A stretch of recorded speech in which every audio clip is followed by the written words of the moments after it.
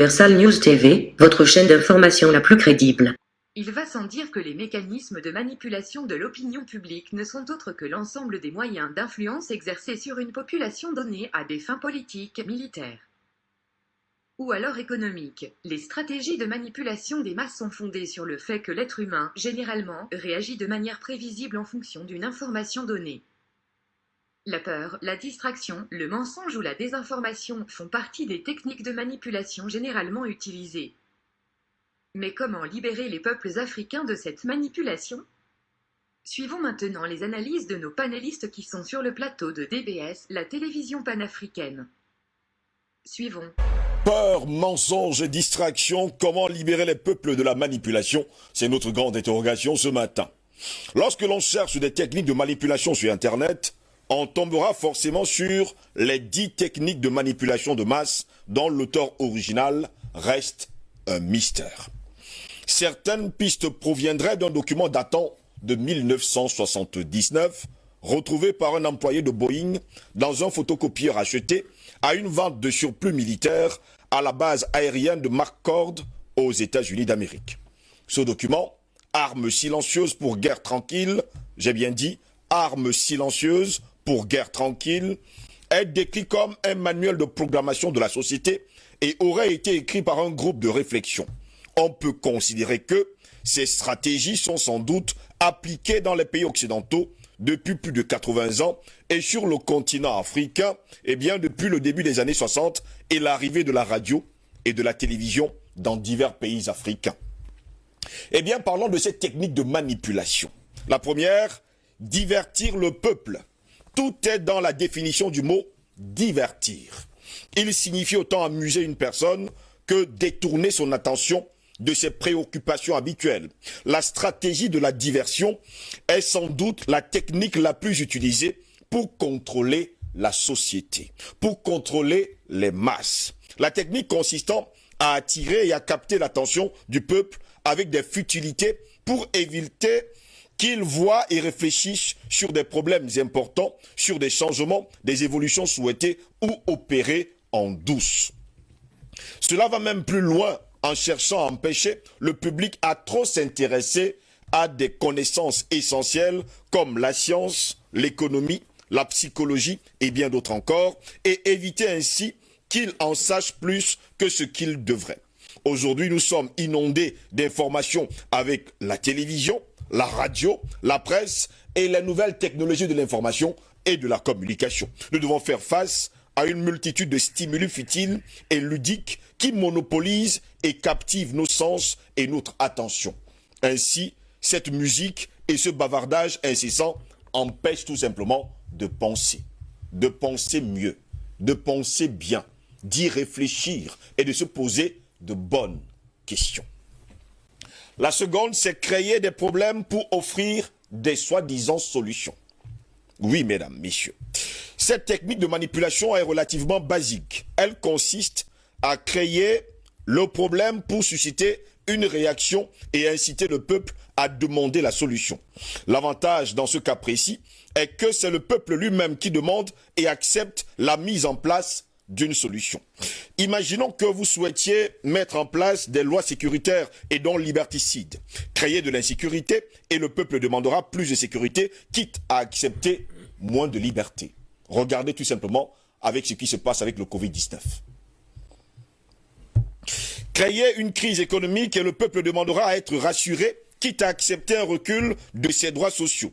Un autre avantage de cette technique est d'avoir l'opportunité pour le manipulateur de se faire passer pour un sauveur. Oui, à tous les coups, c'est à cela que les grands du monde jouent. Ils vous jouent comme étant ceux-là qui vont vous sauver. Pourtant, ce sont eux qui sont en train de vous enfoncer davantage. La troisième, avancer à petits pas. Comment faire accepter l'inacceptable à une masse? Mesdames, messieurs, simplement en y allant progressivement. Oui, vous l'avez compris. Petit à petit et en prenant le temps s'il le faut. Il est effectivement plus facile de faire accepter par le peuple un licenciement de 100 personnes par an pendant 5 ans plutôt que 500 personnes d'un coup. C'est ce qu'on fait tous les jours d'ailleurs dans les entreprises. D'ailleurs, il y a encore quelques heures, ou alors quelques jours, Albert Anatola ici parlait encore de ce barrage de Nastigal. On joue à pile ou face, pourtant, tout est arrangé pour que cela arrive ainsi. Surtout si le peuple n'est pas au courant du but final, qui est de licencier les 500 personnes. Un changement brutal se fait au risque d'une révolution. Un changement progressif passe mieux et peut même passer inaperçu. Le passage en France à une économie libérale s'est fait sur une période de 10 ans au moins. Et les Français ne l'ont même pas su. Allez savoir pourquoi. Cette technique du petit pas ressemble à la technique du pied dans la porte qui consiste d'abord à faire une demande peu coûteuse au début pour que la personne s'engage et ensuite à demander plus. Un phénomène d'engagement se crée et souvent la personne acceptera alors de donner plus. La technique de la porte au nez est une variante qui consiste à exagérer et demander d'abord beaucoup, puis de se raviser pour faire une demande plus sérieuse et surtout abordable. La quatrième, c'est décider aujourd'hui et appliquer demain. On vous fait des promesses aujourd'hui, parfois des promesses qui ne seront pas tenues demain. Il est plus facile de faire accepter aujourd'hui une mesure impopulaire si l'application de celle-ci est prévue pour plus tard. En clair, le peuple accepte plus facilement un sacrifice futur qu'un sacrifice immédiat. En effet, le peuple ne peut s'empêcher de croire que demain sera meilleur et que d'ici là, la mesure ne sera sans doute pas appliquée. L'avantage, il faut le dire, de cette technique est qu'elle laisse du temps au peuple pour se faire à l'idée du sacrifice nécessaire et de l'accepter avec résignation le moment venu. Et la cinquième pour terminer, on vous fait parler comme des enfants. Oui, c'est ce qu'on fait. On vous fait parler comme à des enfants. Cette technique fait appel à la suggestibilité. Lorsque l'on parle à une personne adulte en utilisant un ton et un discours comme si elle était un enfant, alors la personne adulte peut inconsciemment, dans certains cas, se comporter et réagir comme un enfant. En fait, les politiques, les chefs d'État et toute la grande masse, il faut le dire comme ça, qui est à la tête des États, prend souvent l'initiative de parler à leur peuple comme s'ils parlaient à des enfants. En fait, c'est eux les pères et le peuple, c'est tout simplement les enfants. En effet, si l'on vous parle comme à un enfant, on vous suggère implicitement que vous en êtes un. Et un enfant n'a que peu d'esprit critique. On vous fait donc comprendre, sans le dire, que le sujet est trop compliqué pour vous, cas du Covid-19. Que vous ne pouvez pas comprendre. Que vous feriez mieux de faire confiance et laisser les grands décider pour vous. Beaucoup d'hommes politiques commencent leurs argumentaires par « laissez-moi vous expliquer ». C'est leur terme. Au point que quelquefois, on a l'impression d'être pris pour un débile mental. Par ailleurs, la publicité utilise énormément ce ton infantilisant et cherche ainsi à vous ôter tout sens critique. Lorsque vous regardez une publicité, eh bien, on vous parle comme à des enfants. Autre chose, jouer avec les émotions plutôt que la raison. Cette technique est classique. Faire appel aux émotions permet d'éviter l'intervention de la raison et donc de notre sens critique. Elle associe étroitement une idée, un produit à une émotion. Si la publicité d'un produit suggère que son achat entraîne la joie à la maison ou celle de vos enfants, inconsciemment, vous n'achetez pas un produit, mais une idée de la joie à la maison implantée dans votre cerveau. En effet, en ce moment-là, les émotions sont la porte d'entrée à notre inconscient et donc à nos désirs, à nos pulsions, à nos comportements inconscients. Et ainsi, mesdames, messieurs, l'une des choses qu'ils font pour terminer, c'est vous maintenir totalement et entièrement dans l'ignorance. Le moins on en sait, le moins on est susceptible de se poser des questions et de remettre en cause l'ordre établi. Eh bien, mesdames, messieurs, l'objectif est donc de faire en sorte que le peuple, et notamment les classes inférieures, soient incapables de comprendre les techniques, les technologies et les méthodes utilisées pour les maintenir sous contrôle, voire dans l'esclavage. Le maintien de cette ignorance aurait donc aussi pour but de maintenir un fossé d'ignorance ou une incompréhension qui isolerait les classes inférieures des classes supérieures régentes et surtout régnantes. Et voilà pourquoi quelqu'un a déclaré un jour « Ignorant est un danger public ». Allez justement savoir pourquoi. Parce qu'on vous a manipulé tout au long de votre vie. Peur, mensonge et distraction. Comment libérer les peuples de la manipulation? Je me tourne vers vous, Paul est là. Voilà le système dans lequel nous sommes depuis plusieurs décennies. et le monde regarde sans rien faire. Alors, peur, mensonge et distraction, le monde regarde sans rien faire depuis que les tenanciers de la grande boutique qui s'appelle Le Monde ont décidé de maintenir justement les peuples dans les géoles de la manipulation comme arme fatale pour mieux les orienter vers leurs desiderata. Et effectivement, partout où il y a l'émotion, la raison s'en va. Oui. Donc l'émotion, c'est l'ennemi de la raison. Et la peur, le mensonge et la distraction ont en réalité un impact direct sur l'émotion pour toujours qu'elle prenne de l'ampleur et que comme ça, donc, la raison puisse s'amenuiser et que les êtres humains qui deviendraient donc de façon systématique des êtres purement et essentiellement émotifs ne puissent plus avoir la moindre capacité à raisonner, le moindre sens critique et qu'ils ne se remettent jamais en cause ni en question et que du coup, ils gobent, ils avalent et ils plébiscitent tout ce qui leur est imposé et en fond de ce qui justement leur est imposé, leur pensée propre, comme si en réalité pensaient par eux-mêmes alors qu'ils ne sont que victimes d'une manipulation, d'une machination à haute échelle dont ils ne maîtrisent nul et pas du tout les méandres. La peur en fait c'est une arme extraordinaire et vous vous rendrez compte que aussi bien la peur, le mensonge et la distraction, tous ont pour ressort l'émotion. Et donc, actionner le levier émotionnel, en réalité, c'est maintenir, embrigader les peuples. Et donc leur faire accepter, leur faire subir, parfois, souvent de façon docile, tout et n'importe quoi. Ce tout et n'importe quoi que finalement, malgré le fait que ce soit à l'encontre et contre les intérêts des peuples, ces peuples en redemandent. Et donc, quand vous prenez la peur, mais la peur a de tout temps été l'arme fatale des manipulateurs et de ceux qui pensent être le monopole de la bien-pensance universelle et qui pensent détenir les clés de l'humanité en termes d'horizon indépassable du bonheur.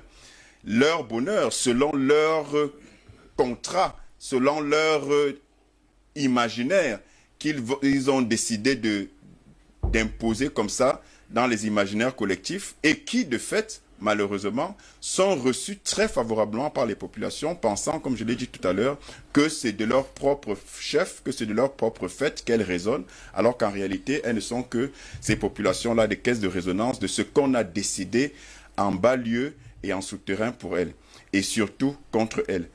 La peur se décline en plusieurs sous-types d'armes, et je veux convoquer principalement deux. Une qu'on connaît et qui est vieille comme le monde, c'est la guerre. Une autre qu'on connaît et qui est vieille comme le monde, oui, ce sont les maladies. Une troisième, pour m'arrêter à ces trois-là, qu'on connaît également, c'est l'intimidation. Alors, de tout temps, les guerres ont été le moyen de s'aimer la panique, de s'aimer la zizanie. Et vous savez comme moi que la meilleure façon d'imposer une loi, d'imposer sa loi, d'imposer sa vision du monde et de faire régner donc l'hégémonie de façon perpétuelle, c'est le chaos. Dans une situation de chaos, on est prêt à s'accrocher à tout, à n'importe quoi. Ce n'est pas moi qui l'ai dit. Vous avez cité l'auteur dernièrement. Quand on est en train de se noyer, on peut s'accrocher même à un serpent. Même à un serpent. Voilà. Gustave Frédéric Godin dit, il faut voilà, il l'a repris, mais l'auteur même, je pense que c'est un auteur anglais. Et donc, vous vous rendez compte que le chaos est la base de tout pour faire imposer n'importe quoi. Et donc, la guerre, dès que vous entendez des bruits de bottes, dès que vous entendez des coups de canon, la première chose, c'est quoi? C'est de se coucher sous son lit, c'est de voir sa vie s'arrêter, et vous êtes prêt à tout pour demander que la guerre s'arrête. Et donc, on a vu ça un peu partout. On a vu que ce soit un peu moins loin, de façon moins lointaine, la Première Guerre mondiale, la Deuxième Guerre mondiale, on a vu la guerre des sécessions, on a vu les guerres en Afrique, les guerres d'indépendance, et jusqu'à présent, on observe bien que la guerre est toujours un moyen d'asservissement des peuples et de préservation des privilèges des oligarques. Regardez comment les Africains et les pays africains sont investis par des bases militaires. L'objectif, c'est quoi? C'est la peur, c'est de dire, c'est de faire crier les sirènes de la peur, justement, pour dire que éventuellement vous pourriez être attaqué, donc on est là pour vous protéger. Et comme ils sont là pour nous protéger, ça laisse libre cours, justement, pour piller les richesses, les matières premières, ainsi de suite. Donc, en réalité, la guerre est une arme de la peur qui est utilisée allègrement depuis toujours. Vous avez ensuite les maladies. Les maladies, mais quand vous êtes malade, dès qu'on vous dit voici le médicament, surtout si vous êtes à l'article de la mort, mais vous allez sauter sur ce médicament-là. Et ce médicament-là, justement, dans la société mondiale que nous vivons aujourd'hui, ça peut être justement votre poison. C'est-à-dire qu'on va vous présenter le médicament comme la solution ultime pour survivre, alors qu'en réalité, c'est pour vous achever. Et les cas sont légion. Quand j'ai cité la guerre et les maladies, regardez très bien, quand on parle de l'industrie de la guerre, quand on parle du business de la guerre, quand on vous parle de la National Rifle Association aux États-Unis, donc le lobby des armes aux États-Unis, c'est l'un des lobbies les plus puissants de la planète. Quand on vous dit que pendant les périodes où les présidents américains étaient des vats en guerre, comme sous Obama, comme sous George W. Bush et les autres, vous vous rendez bien compte que les États-Unis ont fait des chiffres d'affaires à l'international comme jamais auparavant. Sous ces présidents va-t-en-guerre là. Vous vous rendez compte que la guerre, c'est un business extrêmement lucratif. Et donc que c'est un moyen d'asservissement, de distillation de la peur, mais en fin de compte, parce que c'est la finalité, de génération de revenus à des échelles incroyables. Quand vous prenez les maladies, aujourd'hui on a le Covid-19. La maladie, le Covid-19, comme la peste noire, comme le choléra, comme le paludisme, comme toutes les autres maladies, ont quoi en commun? Elles ont ceci en commun que ça distille la peur. Et quand vous êtes malade, je l'ai dit tout à l'heure, vous êtes prêt à tout pour guérir. Regardez tout ce qui se passe autour du Covid. Regardez la panique. Et la peur a aussi un objectif, c'est d'annihiler complètement la capacité de réflexion, la capacité de projection. Dès que vous avez peur, vous ne réfléchissez pas. Quand vous avez peur, vous êtes paralysé, pas que physiquement, vous êtes paralysé, vos neurones sont paralysés, vous êtes paralysé psychologiquement, physiquement, et vous êtes donc prêt à tout, à accepter tout et n'importe quoi pour que vous soyez libéré. Et on voit précisément ça dans la crise sanitaire qu'on vit aujourd'hui. C'est-à-dire que quand vous voyez des gens porter des masques, libre à eux. Je ne veux pas m'ériger en contre-mesure barrière. Mais quand vous voyez des gens porter les masques, demandez-leur pourquoi ils portent les masques. Qu'est-ce qu'ils vont vous dire? Ils vont vous dire, on nous a demandé de porter les masques. Ouais. La peur empêche de réfléchir et la peur expose à l'acceptation de toutes les premières solutions, fussent-elles nocives et dangereuses pour soi-même. Quand vous voyez des gens se saluer en se tenant le coude, soit le coude, soit le poignet. Vous leur demandez, est-ce que le virus n'est que dans la main, et une fois que vous fermez, dans la paume de main, et une fois que vous fermez, il n'est pas là. Ils ne vous répondent pas parce qu'ils ne savent pas. Pourquoi ils le font? Parce qu'on leur a dit qu'il faut Donc en réalité, la peur rend servile, la peur rend vil même, la peur rend tout simplement esclave. Merci, parce que c'est l'expression. Et donc vous avez également le troisième point dans cette peur-là, vous avez l'intimidation. L'intimidation également, c'est vieux comme le monde. L'intimidation, c'est de vous dire, faites attention, si vous continuez dans cette voie, ceci va arriver, ça va jusqu'au meurtre, jusqu'aux assassinats. Vous n'avez qu'à regarder ce qui est arrivé aux présidents américains, les 4 qui ont été tués, en commençant par Abraham Lincoln jusqu'à John Fitzgerald Kennedy, et les 2 autres au milieu. Vous vous rendez bien compte que c'était les assassinats de ces présidents-là. Vous rendez compte qu'ils ont tous quelque chose en commun. C'est des présidents qui s'étaient opposés à une certaine haute finance internationale qui avait des plans bien précis. Oui. Et tous ont été assassinés. Mais ils ont été assassinés pourquoi? Pourquoi? Pour servir d'exemple à ceux qui oseraient refaire la même chose. On a vu ça en Afrique avec tous les nationalistes à l'époque des indépendances. Vous avez Patrice Emery Lumumba, vous avez Thomas Sankara, vous avez tous les nationalistes. Vous avez récemment encore Kadhafi. Vous avez, quand ce ne sont pas des assassinats, ce sont des humiliations. Dès que vous avez des velléités de liberté et de réclamation légitime de ces libertés-là, on a vu l'humiliation avec Laurent Gbagbo. Et donc, l'intimidation consiste à montrer aux autres l'exemple de ce que vous ne devrez pas suivre, ce que vous ne devrez pas faire pour éviter que le pire vous arrive. Après, vous avez le mensonge. Alors, le mensonge, j'ai envie de dire, c'est le grand prêtre, en fait, c'est le grand prêtre de tout ce qui s'habille en robe bleue. Exactement. Et en tout cas, qui avance vers vous de la façon la plus insidieuse, de la façon la plus subtile, et qui, justement, c'est le loup, en fait, qui a bien en peau d'agneau, le mensonge. Parce que Joseph Goebbels l'avait dit, plus le mensonge est gros, plus on y croit. Passe. Oui. Et donc, finalement, vous vous rendez compte que les populations, justement, du fait de la manipulation, se retrouvent en train de croire tout, et surtout n'importe quoi, du moment où c'est justement l'inacceptable qui devient l'acceptable, l'inadmissible qui devient l'admissible, parce que justement, c'est tellement gros qu'on se dit non, ils ne peuvent pas mentir jusqu'à ce niveau. Même si c'est vrai, c'est gros, mais ce n'est pas possible qu'on arrive à mentir jusqu'à ce niveau, donc c'est forcément vrai. Et donc, dans le mensonge, vous avez des canaux. Les principaux canaux du mensonge, c'est les livres scolaires, c'est les médias, on les appelle désormais les merdias, et c'est les politiques.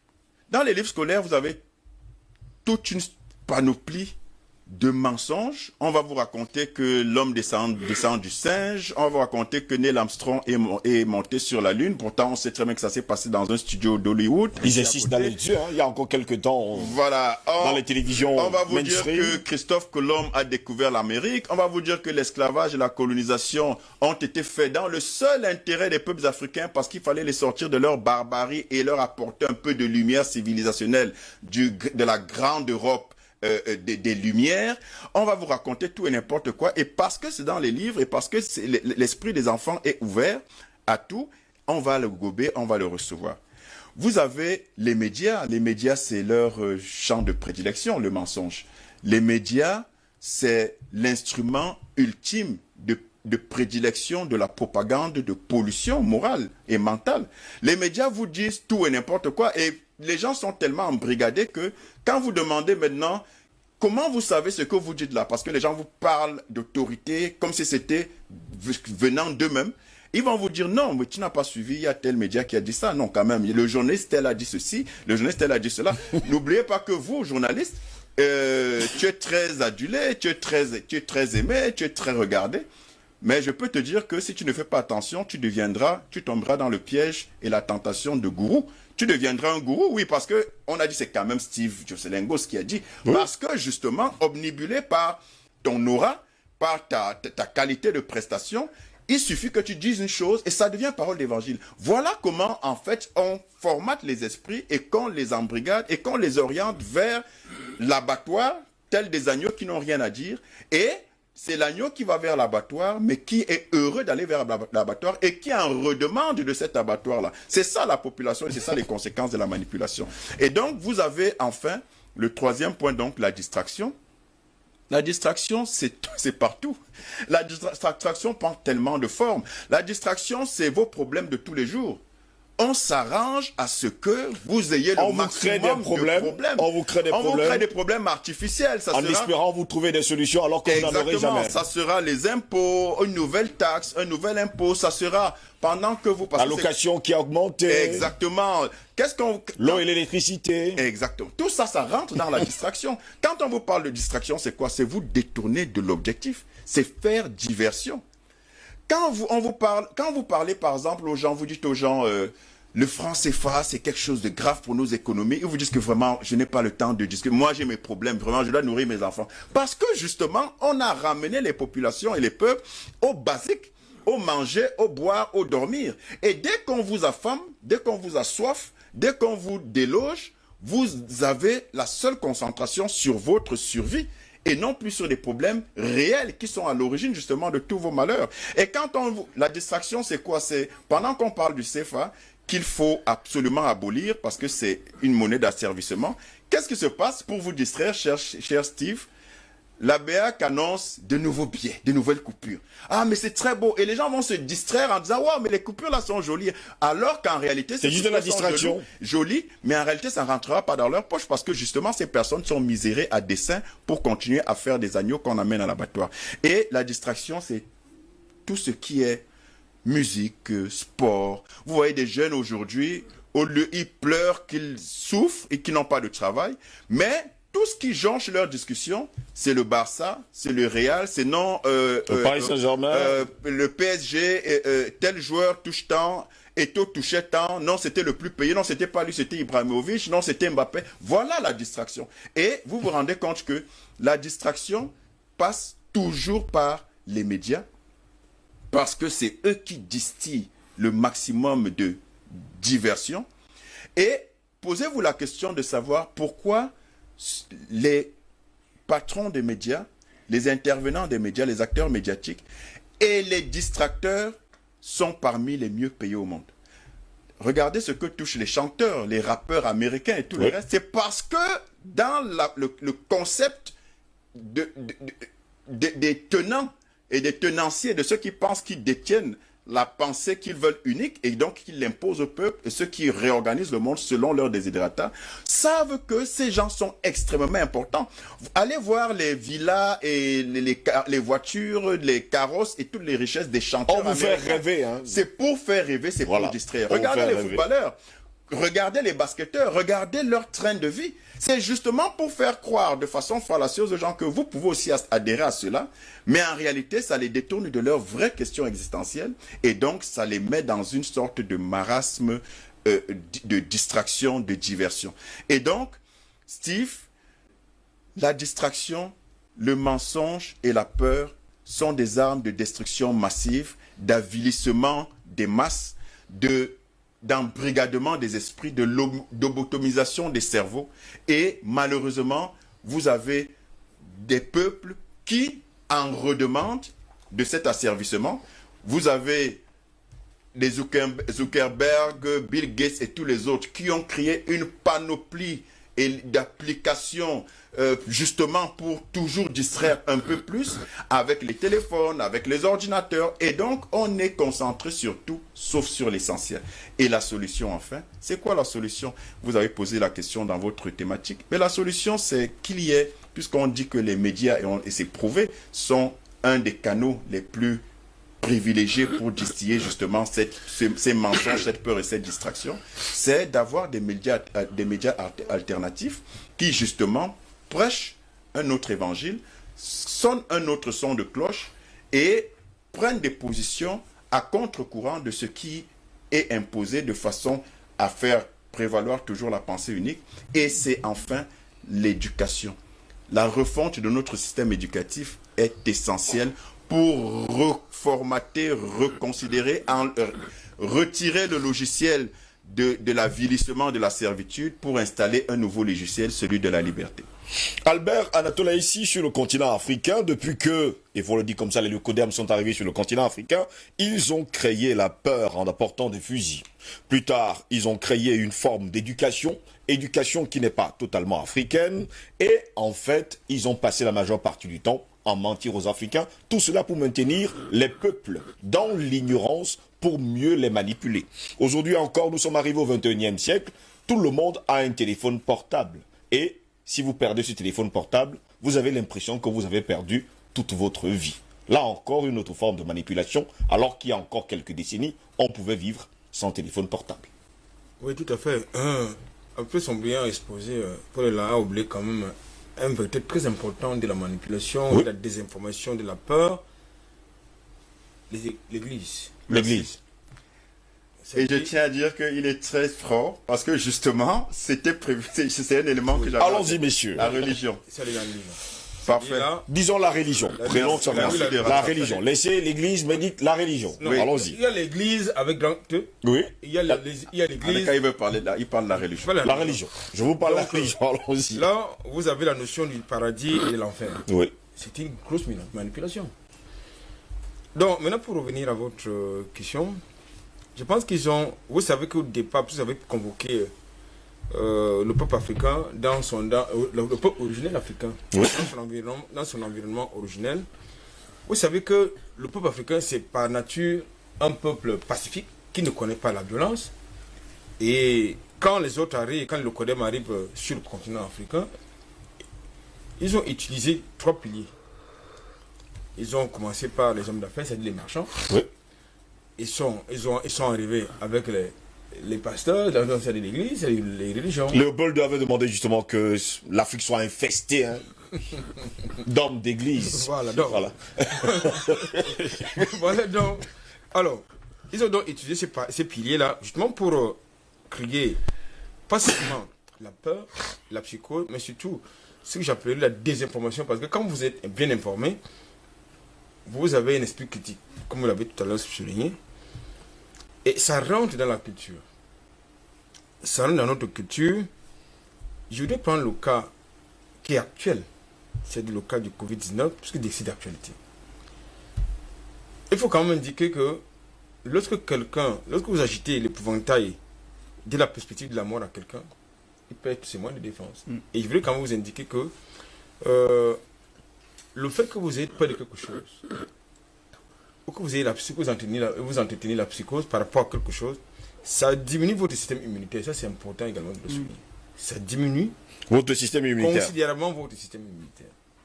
Donc, chaque fois que vous avez peur, même quand quelqu'un de manière inattendue frappe à votre porte, vous sautez, votre système immunitaire diminue. C'est important, c'est prouvé scientifiquement. Donc, justement, il passe donc par là, parce que maintenant, qui sont d'abord les grands manipulateurs? Tout à l'heure, il a parlé des politiques, des religieux, c'est-à-dire les responsables religieux. Il parlait même des auteurs, parce qu'il y a aussi des livres qui manipulent, parce que la preuve, c'est que notre histoire, telle qu'elle a été écrite par les autres, ce n'est pas la véritable histoire. Ce ne sont pas les véritables faits. Donc, ça passe donc par là, on vous fait croire que c'est les autres qui ont la vraie civilisation, et que si vous faites ceci, vous aurez telles conséquences, c'est-à-dire qui va forcément aboutir soit à votre destruction, soit à votre mort. Donc, lorsque nous passons par là, eh bien, vous êtes obligé de laisser passer tout et n'importe quoi. C'est-à-dire parce que vous avez, n'est-ce pas, perdu ou mis en berne votre esprit critique. Justement, pour revenir donc à votre question, Oui. c'est-à-dire lorsque les Locodem arrivent, mais ils savent que ils ont un objectif précis. C'est-à-dire nous coloniser. Et nous coloniser, c'est pour rapport à quoi? Pour nos pays, pour payer nos ressources. Pour nous asservir, pour nous assujettir. Il faut donc utiliser au moins 2 moyens. Soit la ruse, soit la force. Et cela dépendait des circonstances. Ici, ils utilisaient la ruse. Là, ils utilisaient la force, c'est-à-dire soit la pendaison, soit le fouet, soit l'arme. Parce que quand vous regardez, par exemple, j'aime convoquer justement ce film-là, Racine, parce que Racine décrit effectivement l'histoire de la traite négrière et de la colonisation. On peut également oublier que Alex Haley nous a quittés encore il y a quelques semaines. Ouais, j'aime beaucoup plus convoquer les téléspectateurs à regarder ce film, parce que c'est relativement ça, ce qui s'est passé, c'est-à-dire l'histoire, n'est-ce pas, du malheur du nègre, de l'homme noir. C'est-à-dire la peur, l'aliénation, la déculturation, c'est-à-dire l'envahissement culturel. C'est un peu cela. Lorsque vous demandez, quelqu'un vient, il porte le nom de Kutankinte. On dit que désormais vous allez vous appeler Toby. Il dit non, je m'appelle Kutankinte. On lui impose que s'il ne dit pas qu'il s'appelle Toby, c'est le coup de fouet qui continue, n'est-ce pas, à arracher sa peau. Ça veut dire qu'ils ont utilisé la violence. Oui. Et lorsque vous dites à votre enfant, qui est assez têtu ou désobéissant, que vous allez utiliser le fouet, mais il se range. Parce qu'il a peur du fouet. La bastonnade. Je crois donc que ce sont ces méthodes qui sont utilisées, mais davantage également, comme c'est devenu très subtil, parce que là, moi, je voudrais parler du rapport entre l'Afrique et les autres. Oui. c'est-à-dire l'Occident. Ils utilisent désormais justement la peur, la psychose, la manipulation et la désinformation. Ça, c'est important. Ce matin, je regardais une émission dans une chaîne africaine où il y a un auditeur, j'allais dire un téléspectateur, un invité qui parlait, qui fait l'inventaire des statistiques macabres causées par certaines pandémies ou bien certaines pathologies. Et dans cette comptabilité macabre, il nous revient qu'en réalité, le Covid fait moins de morts que le cancer. Mais pourquoi est-ce qu'on en fait un random? Le paludisme, ça fait plus de morts que le Covid. Pourquoi est-ce qu'on n'en fait pas autant de random autour du Covid? Parce que justement, derrière, il y a de la manipulation. Il y a de la psychose. Il faut entretenir la psychose. Et la plupart du temps, les gens qui ont justement peur, qui peuvent être susceptibles d'être dans la psychose, ce sont soit des plus jeunes, soit des gens plus âgés. Oui. La preuve, c'est qu'en France, par exemple, en tout cas en Hexagone, ou en Occident, la plupart des victimes, ce sont des personnes âgées parce qu'il y a la psychose, il y a la peur de mourir, il y a la peur de ci, il y a la peur de ça. Je pense donc que, puisque nous avons une responsabilité d'éveil, j'allais dire, de formation et d'éveil africain, il est important que les Africains sachent qu'ils doivent avoir et cultiver leur sens critique, c'est-à-dire qu'ils ne doivent pas avoir tout ce qui vient. C'est fondamental. Et il faut qu'ils apprennent à lire, parce qu'en réalité, tout à l'heure, il a parlé de beaucoup les instruments de la diversion. Oui, beaucoup de diversion, c'est-à-dire qu'en réalité, des distractions. Vous avez les réseaux sociaux, vous avez les masses médias, vous avez tout ce qui est le football, vous avez toutes ces discussions autour du quartier, au quartier, les rencontres de football, les jeux de cartes, ce que vous voulez, ça participe de la distraction. Or, la preuve, c'est que même comme nous sommes en train, chez les petits matins, on se lève très tôt pour justement remplir notre engagement. Vous avez certains esprits qui vous disent qu'il parle, et puis ça va changer, quoi. C'est donc ça, l'Africain. Parce qu'ils pensent que ce que nous sommes en train de faire, c'est difficile. Nous sommes en train de rien faire du tout, hein, voilà, pour certains d'ailleurs. Absolument pour certains. Voilà. Il y a quelque temps, j'ai informé certains téléspectateurs qui occupent l'emprise ferroviaire que bientôt, et très, très bientôt, ils vont être déguerpis. Il y en a qui n'y croient pas du tout. Pourquoi? Parce qu'ils sont comme ça. Mais c'est quand on va vouloir, il va falloir qu'on vienne les casser. Quand le monde Qui vont se plaindre. Qui vont se plaindre. Qui n'ont pas été sommés de partir, ils n'ont pas été informés. Donc, c'est de ça qui alors qu'ils savent pertinemment que l'emprise sur laquelle ils se trouvent aujourd'hui est interdite. Voilà. Donc, je pense que voilà. Il va donc falloir, à mon sens, revenir aux fondamentaux, c'est-à-dire se réapproprier d'abord notre sens critique. Ensuite, cesser de nous alimenter dans la distraction, de baisser dans la distraction, j'allais dire, mais surtout, ne pas trop croire que c'est ce que le blanc dit qui est vrai, mais ce que le noir dit n'est pas tout exact. Merci beaucoup Albert Anatola ici. Docteur Yamin Timba, il faut également préciser que sur le continent africain aujourd'hui, il y a énormément de distractions. Le football est devenu la meilleure de toutes les causeries. Les séries à l'eau de rose font partie du quotidien de toutes les jeunes femmes, des jeunes mamans qui sont à la maison. Et sans oublier qu'aujourd'hui, les jeunes, la majeure partie, écument d'ailleurs les boîtes de nuit, les bars, les snack bars, il faut le dire comme ça, pour ingurgiter des litres, des quantités d'ailleurs de fûts de bière. Écoutez, il y a quelque chose qui se discutait dans les années 50 et qui aujourd'hui est très vite oublié. Les gens se demandaient à quoi ressemblerait notre société d'aujourd'hui. Oui. Et l'une des conclusions, l'une des réflexions les plus intéressantes était celle d'un futurologue qui disait, de toutes les façons, en intensifiant la consommation, on arrivera à mieux contrôler les peuples. Oui. La société de consommation dans laquelle nous nous trouvons a pour objectif justement de reconstruire la fameuse société grecque de l'Antiquité. Vous avez un petit groupe d'hommes libres et puis vous avez une masse d'esclaves.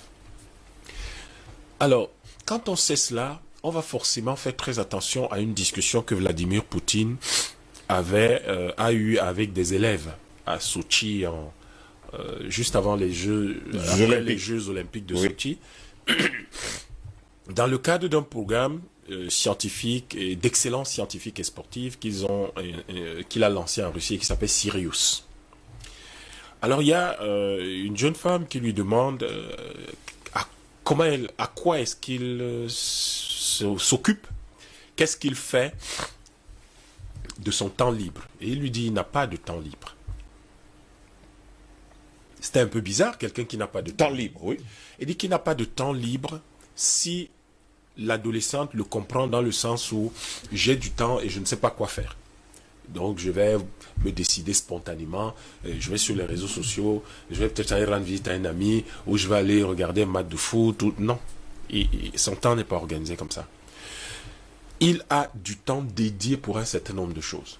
Et là-dedans, il a du temps pour ses amis, il a du temps pour lire, il a du temps d'abord pour diriger la Russie, mais il a aussi du temps pour discuter avec ses partenaires, avec les médias, avec tout le monde. Donc tout est organisé.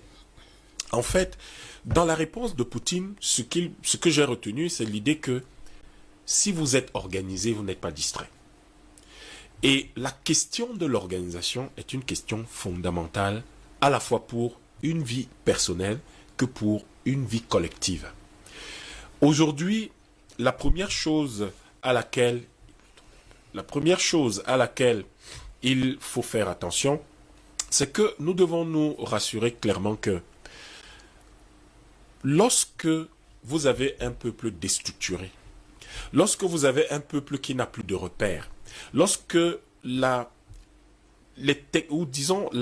perspective historique d'un peuple a été complètement désorganisée, ce à quoi vous faites face, c'est que vous avez un peuple qui ne sait pas utiliser son temps, qui est la ressource fondamentale dont nous disposons. Oui. Mais pourquoi est-ce que je vais vous parler de temps alors que vous êtes en train de me parler de peur, de mensonges et de distraction? Parce que le temps est ce dans quoi nous logeons toutes ces choses-là. Au fond, à partir du moment où nous avons organisé le temps, à partir du moment où nous avons structuré le temps, donc à partir du moment où nous sommes organisés et structurés, en fait, notre temps ne va plus servir à tout et à n'importe quoi. Et les stimuli extérieurs qui vont nous parvenir vont à chaque fois être tamisés par cette organisation. Oui. Et c'est de cette manière uniquement que nous arriverons à ne plus nous, à ne plus nous retrouver pris dans la distraction, dans la peur ou à absorber les mensonges. Oui. La vérité est que au fond de nous, nous avons un certain nombre de dispositions strictement naturelles. Et ces dispositions sont de telle sorte que si nous sommes stimulés d'une certaine façon, nous réagissons d'une manière connue. Et aujourd'hui, les sciences sociales et les sciences humaines ont réussi à donner à l'humanité, ou tout au moins à ceux qui sont les auteurs de ces phénomènes, la capacité de provoquer certains types de réactions. Et si vous avez la capacité de provoquer ces réactions-là, en réalité, vous contrôlez les gens. Celui qui contrôle vos émotions, celui qui contrôle vos réactions, vous contrôle. Oui. Et il contrôle donc la société s'il est capable de contrôler les différentes réactions ou les stimuli qui peuvent être adressés à cette société et les réactions qu'on peut en avoir. La meilleure façon aujourd'hui, c'est d'anticiper. En fait, c'est de créer un environnement et un contexte social, une conjoncture sociale, mais également une plateforme sociale qui est telle que on puisse mener les gens à un comportement uniforme. Par exemple, vous êtes tous censés le matin au petit déjeuner manger du pain. Oui. Mais cette règle-là, c'est quoi? C'est quoi cette affaire? Qui d'ailleurs a institué cette règle? Et qui a même l'autorité de définir une telle chose? Mais là, tout le monde, le matin à 7 heures, vous dit je veux prendre mon petit déjeuner. Qui vous a dit que c'est obligatoire, que c'est impératif pour notre vie? Tout le monde va vous dire ouais, il faut absolument que je mange à midi. Qui vous a dit que c'est impératif? Tout le monde va vous dire je dois absolument... Il y a des gens qui vont vous dire si je ne vais pas à l'église le matin du dimanche, je vais aller en enfer. Oui. Qui définit ce genre de choses? Si je ne fais pas mes 5 prières de la journée, je vais me retrouver en enfer. Qui vous a dit ça? En réalité, l'idée est de créer une répétition d'un certain nombre de choses de telle manière que les gens deviennent tout simplement des automates. Et lorsque vous avez une société constituée d'automates, les gens n'ont même plus la capacité de s'élever jusqu'à un certain niveau. Non plus la capacité de réfléchir. Non, pas du tout. Vous utilisez deux techniques. L'une des techniques utilisées par exemple par l'État du Cameroun pour contrôler les gens à la fin des années 80, début des années 90, c'était de s'assurer que les gens sont maintenus dans la quête de si vous voulez, la satisfaction des besoins de base. Manger, boire, dormir. Manger, boire même, c'est beaucoup. Manger, se loger quelque part et puis se soigner. Oui. La conséquence, c'est que ça ne vole plus très haut. L'une des périodes les plus sombres sur le plan intellectuel dans notre pays, c'est les années 90. Vous trouvez très peu vous trouvez très peu d'élévation intellectuelle parce que les gens étaient comprimés, ramenés, complètement stocked. Les Anglais disent stocked, c'est-à-dire tenus uniquement à chercher de quoi manger, même à la limite. de quoi manger, ou se loger, se soigner, faire très attention. Et vous allez voir que c'est l'une des périodes pendant lesquelles également on a eu beaucoup de problèmes, une forte régression sur le plan académique, scolaire et académique. Parce que c'était la seule façon de pouvoir contrôler les masses. Donc, vous avez ce genre de choses qui contenaient donc à la fois, on vous a menti parce qu'on vous disait qu'il y avait une crise économique, qu'il y avait le franc CFA, il y avait eu une dévaluation et que en réalité on n'avait pas le choix, on ne pouvait que dévaluer. On vous a raconté que il y avait les vents d'Est. Je ne sais pas de quel vent d'Est on a toujours parlé dans notre pays, alors que déjà dans les années 86-88, il y avait une réorganisation politique dans ce pays, et les vents d'Est, ça viendra en 89. Donc, vous avez toute cette manipulation de l'esprit et des gens. On va fermer l'Institut des sciences humaines, qui va faire que la connaissance profonde de notre société ne va plus être entretenue et ne sera plus à la disposition de tout le monde. Et vous aurez également un certain nombre d'éléments qui vont faire que notre société va se retrouver dans une situation de torpeur. Par exemple, il y avait des risques de guerre. Il y avait cette peur de la guerre. Les gens pensaient qu'une guerre civile allait éclater et donc on n'a pas pu voler très haut. On est toujours dans le même contexte aujourd'hui. Ça n'a pas beaucoup changé et c'est la raison pour laquelle on a une constitution médiocre. Oui. On a une constitution médiocre, on a une organisation de l'État anachronique, parce qu'en fait, rien n'a vraiment changé. Vous avez l'impression que les lois coloniales sont restées, alors que la période des années 80-90 aurait dû être la période de toilettage qui nous aurait permis de construire la nouvelle République. On n'y est pas allé. Et vous allez avoir donc beaucoup de choses, comme par exemple, on va vous dire, on a dévalué le franc CFA.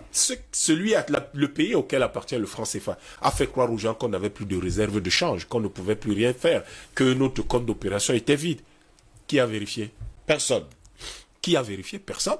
Personne ne sait réellement ce qui s'est passé, mais on a quand même dévalué. Le propriétaire a dévalué ça. Unilatéralement. Et nous avons eu des dizaines de milliers de morts dans notre pays, parce que le génocide, les génocides, on va vous dire, il y a eu le génocide rwandais, mais le génocide qu'il y a eu dans ce pays dans les années 90 à cause de la dévaluation du franc CFA, on n'en parle pas. On n'a même pas encore commencé à en parler. Mais il y a eu des dizaines de milliers de morts, peut-être même des centaines de milliers de morts dans ce pays parce qu'il n'y avait même pas de comprimés, les petits comprimés contre le paludisme dans les hôpitaux à cause de la dévaluation du franc CFA. Parce que dans ce pays, vous avez eu des parents qui sont morts parce que leurs enfants ne pouvaient plus aller à l'école. Vous avez eu tellement de femmes qui sont tombées dans la dépression parce que le mari ne pouvait plus assurer à la maison. Et vous avez eu la prostitution qui s'est généralisée et qui a fait qu'il y a eu des milliers, des dizaines de milliers de nos sœurs qui sont décédées de sida, décédées de maladies sexuellement transmissibles, à cause de la prostitution, parce que la vie était difficile, alors qu'on nous a menti sur le franc CFA et sa dévaluation. Vous êtes dans une situation où tout cela vient d'une chose simple. Encore, je vous dis, c'est la maîtrise du temps. Nous ne maîtrisons pas notre temps. C'est les autres qui décident de quel est notre temps. C'est pas nous qui avons décidé qu'à telle période, il faut dévaluer. C'est pas nous qui avons décidé qu'en 92, il y a des élections. Donc finalement, on est manipulé à gauche et à droite. Non. En fait, si vous dites on est manipulé, ça veut dire que nous sommes dans une situation d'existence qui fait que nous sommes dans une interaction responsable avec les gens. Oui. Et quand vous êtes dans ce type d'interaction, il y a quand même un instant T où vous aviez la capacité de prendre une décision éclairée, mais nous ne sommes pas dans cette situation. En réalité, les gens ont structuré le temps pour nous depuis près de 600 ans et ils continuent simplement. Donc c'est juste répétitif. C'est répétitif. En réalité, on vous dit en 1454, vous n'avez pas d'âme. Vous êtes des esclaves depuis des millénaires. On évangélise votre cerveau, etc. Et donc finalement, à un moment donné, vous réagissez aux stimuli de la manière dont les autres veulent bien que vous réagissiez. Ils vous ont conditionné. Donc aujourd'hui, vous me demandez quelle est comment est-ce que, en gros, comment est-ce que notre société fonctionne, comment elle est structurée. En fait, elle est complètement une société qui n'a pas de prise sur le temps. C'est une société qui réagit à ce qui se passe ailleurs, qui n'est pas une société qui réagit en fonction de ses propres initiatives. Jean-Marc, il a appelé cela l'initiative historique. Je n'étais pas tout à fait d'accord avec lui sur l'idée sur toute la problématique de l'initiative historique, mais le fait est qu'il avait touché un point essentiel, à savoir qu'il faut restaurer l'initiative, il faut reprendre l'initiative historique. Et quand vous dans l'expression initiative historique, vous compreniez bien la maîtrise de l'histoire. Oui. Or, qui dit maîtrise de l'histoire dit fondamentalement, c'est pas construire les routes, c'est pas construire les autoroutes ou les universités ou les grandes maisons. Fondamentalement, c'est maîtriser le temps. Et tous ceux qui vont instiller la peur en vous, qui vont vouloir contrôler tout ce que vous faites, qui vont vouloir à un moment ou à un autre s'assurer de votre docilité, Oui. ce qu'ils contrôlent en fait, c'est votre temps. C'est le contrôle du temps. Après, si vous pouvez contrôler votre temps, vous contrôlez plus aisément l'espace. Donc, les gens nous ont simplement... Ce qui se passe, c'est qu'aujourd'hui, vous êtes... Là, je préfère parler de l'Afrique. Hein, je veux pas Non, on parle de l'Afrique, on ne parle pas de l'Europe, on parle de l'Afrique entièrement. En tout cas subsaharienne, est dans une situation de contrôle, c'est-à-dire que une situation où elle ne maîtrise pas le temps qui passe. Elle ne maîtrise pas son temps. Son temps est pris en otage par certains et il subit. Notre peuple suit, notre peuple subit, alors qu'en réalité, si nous reprenons les choses en main et que nous reprenons la maîtrise de notre temps, nous allons avoir de l'initiative, nous allons orienter les choses telles que nous le voulons, nous allons complètement penser la meilleure façon de construire notre pays. Et vous allez donc voir que, au fond, ce qu'il faut retenir dans le dialogue que nous pouvons avoir avec certains nombre de grands hommes dans d'autres pays, c'est par exemple que lorsque Poutine parle de l'organisation, il vous dit « j'ai du temps dédié, je fais ci, je fais ça ». Il est le maître de son temps. Il est le maître de son temps. Donc il dit « telle chose est dédiée à ça, tel moment est dédié à ça, tel moment est dédié à ci, tel moment est dédié à ça ». Quand vous avez une telle organisation, c'est vous qui décidez de où vous allez et il se produit un phénomène extraordinaire. Vous filtrez systématiquement tous les stimuli et vous réagissez non pas en fonction de ce que l'autre veut ou pense, mais vous réagissez en fonction de vos seuls intérêts, de vos seules attentes, de vos seuls idéaux. L'image qui est derrière vous de ce jeune homme qui balance un caillou, au fond, à quoi réagit-il?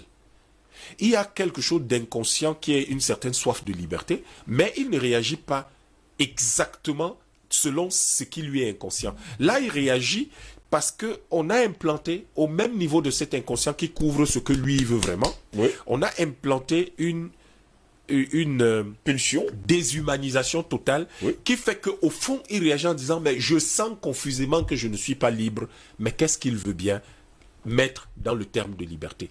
Donc, comment on va libérer les masses? On va libérer les masses aujourd'hui en revenant à notre société traditionnelle. Dans nos sociétés traditionnelles africaines, vous basez tous vos comportements sur la science. Aujourd'hui, le comportement de la plupart des gens n'est pas basé sur la science fondamentale, la compréhension mathématique de l'univers, mais est basé plutôt sur des stimuli consuméristes qui vous disent tous les jours, à chaque instant, qu'est-ce que vous devez consommer. Lorsque vous parlez des telenovelas et de tout, c'est des métiers. En fait, on peut avoir des telenovelas, on peut avoir des matchs de football, on peut avoir des films, on peut avoir tout ce qu'on veut. Le problème, c'est avons-nous décidé du temps qui est dédié à chacune de ces choses. Lorsque nous décidons du temps qui est dédié à chacune de ces choses, au fond, toutes ces stimuli n'ont plus le même impact sur nous. Mais pour que cela soit fait, il faut que vous et moi ne parlions plus français. Vous et moi ne doit plus parler français. Il faut qu'on parle une de nos langues locales. Il faut que nous n'utilisions plus le franc CFA dont parlait Paulina. Il faut plus du tout, ici en parlait, que l'école qui a été instaurée chez nous soit l'école qui projette la vision du monde des autres, oui. mais que ce soit en réalité notre propre manière de transmettre les connaissances. Donc, à partir de là, vous êtes dans une situation d'indépendance, de liberté. En fait, il faudrait que toutes nos activités politiques, économiques, sociales, culturelles soient elles-mêmes fondées sur la liberté. pour qu'elles soient des actions libres et des actions de promotion qui vont promouvoir de la liberté. Mais à partir du moment où ce sont des actions fondées sur la domination, sur des rapports de domination coloniale, On reste esclave. nous resterons dans ce rapport-là et évidemment le but des autres, c'est de nous constituer comme un lumpen prolétariat dont parlait Marx, ou de nous constituer comme tout simplement une masse d'esclaves dont le but de l'existence sera tout simplement de permettre que eux ils vivent en homme libre comme ils le souhaitent. On est là, pendant ce temps, il faut quand même pas oublier que sur le continent africain, tout ce que nous copions vient entièrement et totalement de l'extérieur. Ça ne vient pas entièrement et totalement de l'Afrique. Tout ce que nous copions vient de la télévision, de la radio, de ce que nous regardons dans les films, de ce que, il faut le dire également, nos femmes regardent dans les telenovelas. Je parle bien sûr des séries à l'eau de rose. Là aussi, ça prend quand même l'initiative de formater notre propre français, notre pensée. Absolument, absolument, Steve. Et moi, j'appelle ça la zombification de l'humanité. Parce que, en réalité, quand vous vous souvenez des films d'horreur, des zombies, c'est des êtres, si on peut encore les appeler comme ça, qui allaient dans un sens comme dans l'autre, juste à la recherche de ce qui pouvait les maintenir debout, c'est-à-dire du sang. Et donc, sans aucune pensée autonome, sans aucune réflexion, sans aucune hauteur de l'esprit, et donc tout simplement une masse de chair qui va et vient comme ça, balancée de gauche à droite par les vents de toutes sortes de manipulations. Et donc la zombification ou la robotisation de l'humanité, c'est ce dans quoi on est de façon factuelle, de façon empirique, c'est ce qu'on vit. Parce que vous vous rendez compte que aujourd'hui, quand les gens prétendent penser par eux-mêmes, en réalité, ils ne pensent précisément pas par eux-mêmes. Aujourd'hui, on est dans une sorte de grand fast-food dans lequel, en fait, le plan emporté, c'est des prêts à penser. C'est-à-dire qu'on a conçu une manière de penser, on a organisé, on a formaté nos cerveaux pour les orienter d'une certaine manière, et on prend juste le package de ce qu'on a pensé pour nous, et on se l'approprie comme si c'était nous qui avions conçu ce modèle de pensée, alors qu'en réalité, on ne fait que de la répétition du bis repetita de ce que d'autres ont voulu pour nous. Et donc, du coup, on ne se définit plus par rapport à nos priorités, on ne se définit plus par rapport à nos valeurs, dont on ne sait même plus lesquelles elles sont.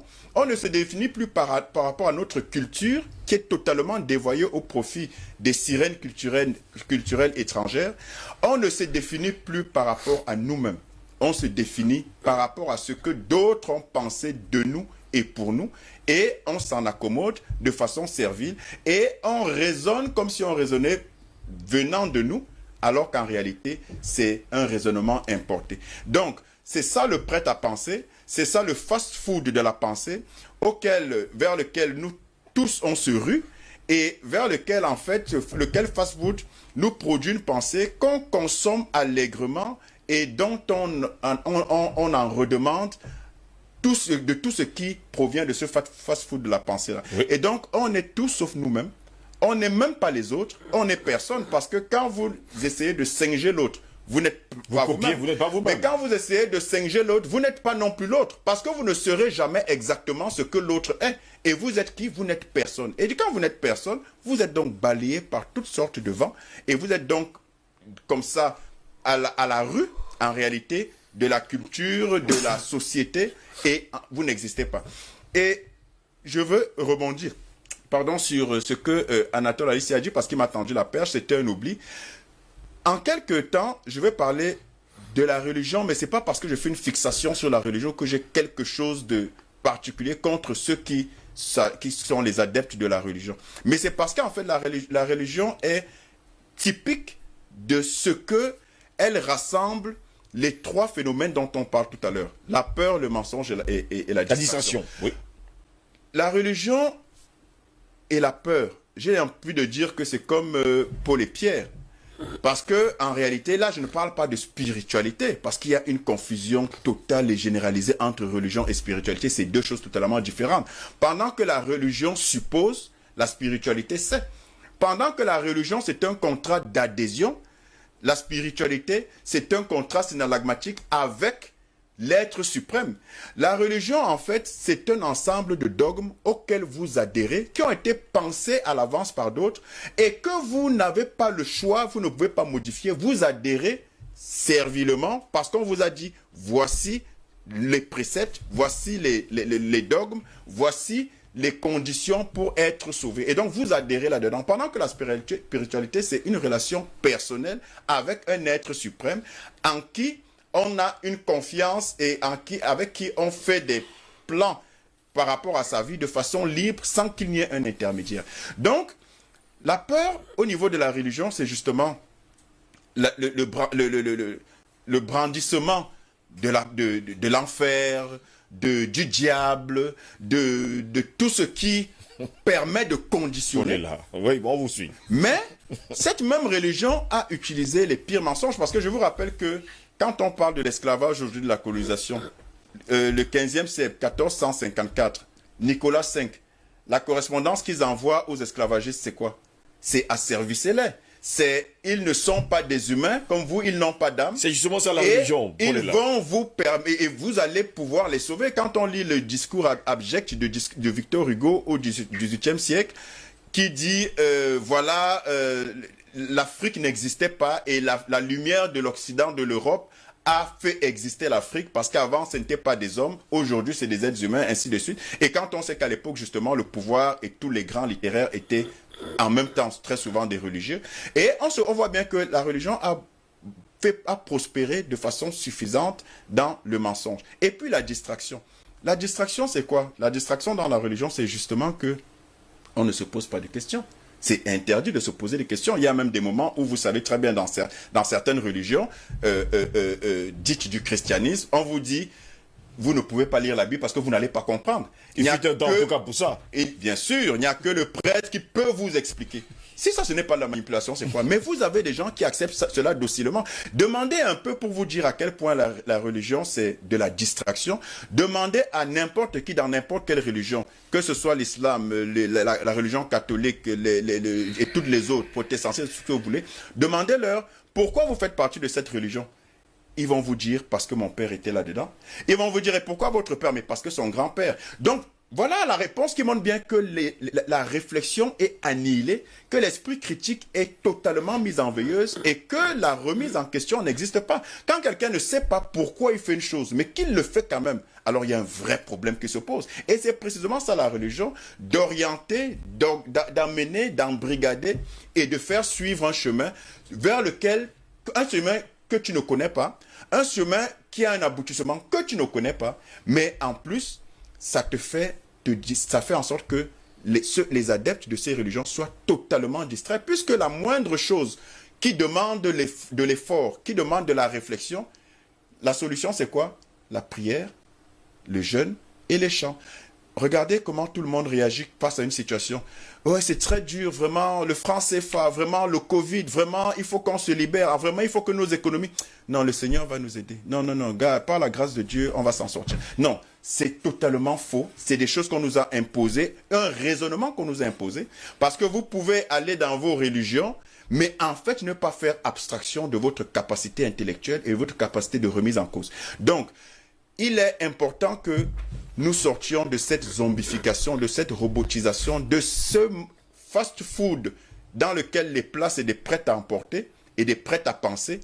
Et enfin, commencer enfin, et c'est ça le message que j'ai pour l'Afrique, nos chefs d'État, nos dirigeants, nos intellectuels réels ou supposés, nos intellectuels de canapé finalement, et nos intellectuels à vide de poste, parce que finalement, comme Yam Timba disait tout à l'heure, en réalité, dans les années 90, ce qui s'est passé, c'est que on a mis en veilleuse tout ce qui était auteur de l'esprit pour entrer dans les bassesses, en fait, de la chair et des envies charnelles, justement. Et du coup, on se retrouve avec une panoplie... On a encouragé la médiocrité. Exactement. C'est ça aussi une autre manipulation. Exactement. Et on se retrouve avec une panoplie de diplômés, docteurs, professeurs, qui écument les plateaux télé, qui se font appeler des intellectuels, mais qui n'ont absolument rien d'intellectuel. Et pour reprendre l'image que quelqu'un m'a donnée dernièrement, Kwame, en réalité, ce sont des ânes sur lesquels on a entassé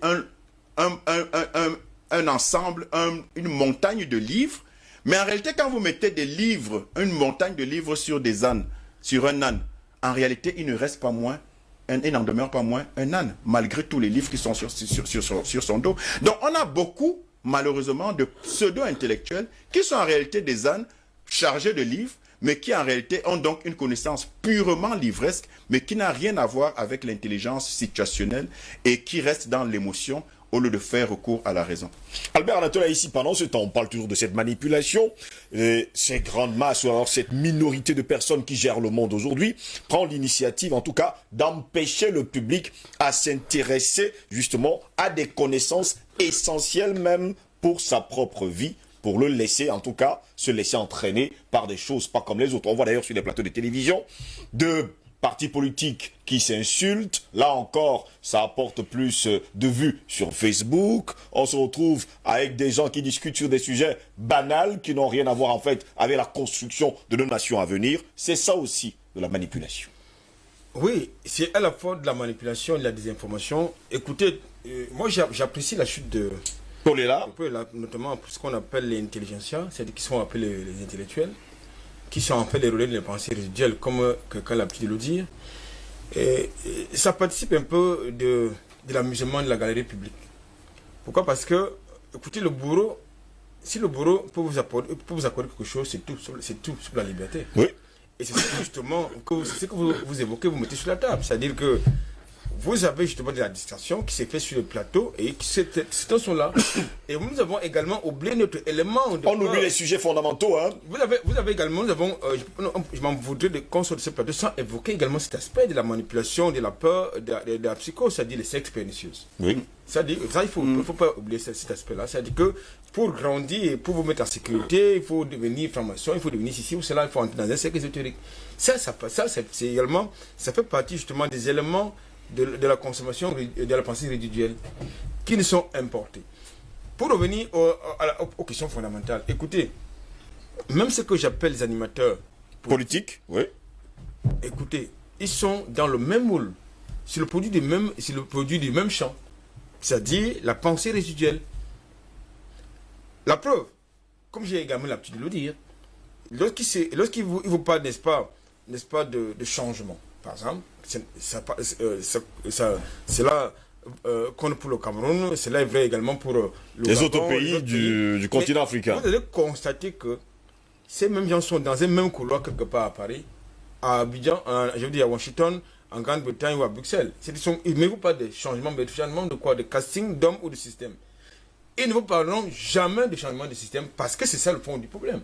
C'est-à-dire qu'ils vont... En fait, nous sommes dans un système, on vous parle d'un changement de système. Non, c'est-à-dire qu'ils sont dans un système, mais ils vous parlent de changement d'hommes. C'est-à-dire ce sont les hommes du système que le système a contribué à former et à fabriquer, mais vous dites qu'ils vont changer le système dans lequel ils se trouvent. Mais c'est absolument faux. Celui-là également, c'est de la manipulation. Maintenant, pour ce qui concerne le nombre de vues, cela participe de l'inculture d'une manière générale. Et quelquefois, j'ai envie de dire de l'électrisme en fait. C'est-à-dire que faites publier une vidéo qui parle de la réflexion pure, comme celle que nous sommes en train de mener sur ce plateau. Et à côté, vous publiez, n'est-ce pas, une vidéo assez... d'une femme nue, disons-le comme ça. Vous aurez plus de nombre de vues sur la vidéo. 1 million. C'est une vidéo grivoise oui. que sur une vidéo qui parle de la pensée pure. Grivoise. Il a utilisé le mot grivoise. Ça fait longtemps que j'ai pas entendu ce genre de mots. Oui, vous aurez plus de vues sur la vidéo grivoise que sur la vidéo qui justement fait éloge de la pensée puis de la réflexion. Bien sûr. C'est ça qu'il s'agit. Donc, vous comprenez donc quel est le niveau de compréhension d'inculture des uns et des autres, de la distorsion même. Donc, je pense, écoutez, j'ai vu que certaines choses, puisque vous parlez des vidéos sur le nombre de vues sur les réseaux sociaux. Alors, il y en a qui ont engagé une sorte de guerre médiatique par plateforme interposée entre le nombre de vues d'une certaine chaîne de télévision et le nombre de vues des autres chaînes de télévision. Je dis, c'est pas possible. On vous comprend parfaitement, Albert. Donc moi, je pense que il est essentiel quand même qu'on revienne aux fondamentaux. C'est-à-dire qu'on cesse de croire que les instruments, soit de communication, que les instruments de civilisation des autres sont les meilleurs. Et c'est ça le problème, parce que nous avons beaucoup de compatriotes, malheureusement, qui sont allés dans cette école, mais qui ont malheureusement perdu leur sens critique. Parce que moi, je pense que si j'ai 2 livres qui posent la même problématique, ou 3 livres qui posent la même problématique, il faut quand même qu'ils me fassent ma propre opinion. C'est fondamental. Et c'est le b.a.-ba de la pensée et de la réflexion. Donc, il est, à mon sens, essentiel qu'on revienne aux fondamentaux, c'est-à-dire qu'on se réapproprie d'abord notre système éducatif, parce que les éléments du système éducatif qui sont actuellement... Vous allez me dire également en fermant les frontières? Aliénés, c'est absolument aliéné, c'est pas ça, ça ne véhicule pas notre environnement, notre culture, notre histoire. Non du tout. Maintenant, fermer les frontières, oui, je crois que c'est même essentiel, c'est fondamental. Parce qu'à partir du moment où vous avez, c'est une parenthèse, à partir du moment où vous avez des gens qui pensent que votre continent est leur avenir, et que votre avenir, c'est ailleurs que chez vous, il faut fermer les frontières. Et pour fermer ces frontières, il faut un changement de contrat social. C'est aussi simple que ça. Maintenant, c'était juste une parenthèse que j'ouvrais et que j'ai refermée. Pour revenir à votre question, je crois aujourd'hui que les éléments, nous avons mis sur la table les éléments de distraction, les éléments de peur, les éléments de psychose et de manipulation. Et chacun sait que ces éléments de manipulation sont le produit des autres qui viennent de l'autre côté et relayés par les endocolons. Ça, c'est important. La preuve, j'ai eu à le dire plusieurs fois sur ce plateau, quand nous prenons le contexte sanitaire actuel, vous allez constater que le lexique médical est importé. Le protocole sanitaire est importé. Oui. Les consommables médicaux sont importés. Mais finalement, qu'est-ce qui est endogène? Quel est l'élément qu'on peut présenter comme étant un élément africain dans cette affaire? Rien. Il y en a qui ont parlé de trouver des solutions endogènes à un problème qui vient de l'extérieur. Vous n'avez aucun élément, aucune solution endogène. Or, vous avez des agrégés, des professeurs en médecine, et tout ce que vous voulez. Vous avez des ingénieurs qui sont c'est-à-dire des grandes écoles, qui ont, pour certains, la faculté de pouvoir nous produire des solutions, mais qui sont mis de côté parce qu'ils ne sont pas dans le système. Donc, je crois qu'à mon sens, pour qu'on puisse changer de paradigme, il me semble qu'il faut d'abord changer le contrat social et mettre en avant le mérite et non justement la subjectivité. Le mérite et non la subjectivité. Vous avez justement l'occasion de le faire, d'en parler. Parlons justement de cette autre manipulation, celle d'encourager la médiocrité. Cette idée rejoint justement la précédente que soulignait d'ailleurs Albert Anatola ici, qui est de maintenir le peuple dans l'ignorance par une éducation pauvre. Il s'agit alors en plus d'encourager le peuple à se complaire dans la médiocrité.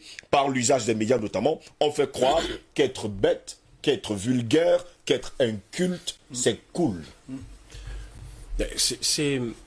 C'est ça l'objectif, M. Goss. C'est-à-dire que si vous avez un peuple qui n'est pas capable de s'élever, oui, qui n'est pas capable d'arriver au niveau le plus élevé de la science, vous le maîtrisez.